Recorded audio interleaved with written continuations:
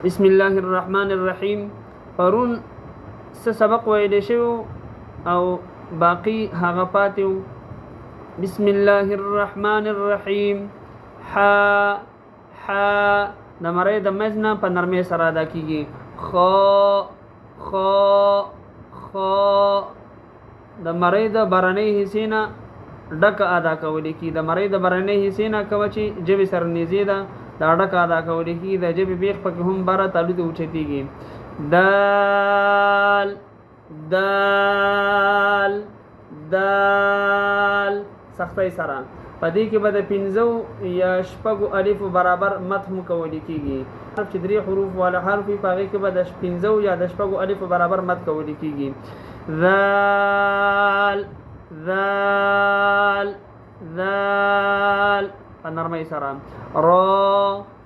را د جبی سوکا او پشت زبان. د جبی سوکا او پشت زبان د ثناولیا او رباعی نه را ادا کیږي.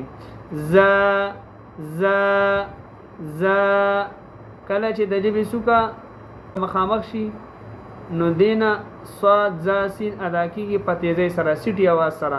ز سین سین سین پدې کې په پوزې ته आवाज نه بوتل لیکيږي. پوزې ته په کې आवाज نه بوتل لیکيږي. د خلینه بسې د आवाज رو باسل لیکيږي. شین شین شین صاد په شین کې به आवाज په خله کې خور شي. صاد صاد تیز आवाज سره ویل کیږي او دغه رنګي د جبې بیخ او د جبې درمیان به هم بره تعلق ته اوچتيږي چې د هغې په وجه باندې پر ادا کیږي، موټه ادا کیږي، ډک ادا کیږي. ضاد ضاد کله چې د جبې بیخ د برنۍ جامع اخري 15 داړو سره ولګي دینه ضاد ادا کول کیږي. کله چې د جبې بیخ د برنۍ جامع اخري 15 داړو سره ولګي دینه ضاد ادا کول کیږي. تو پدې کې استطالت صفت دی. پدې کې استطالت صفت دی. ان په قلاره به आवाज وګديږي.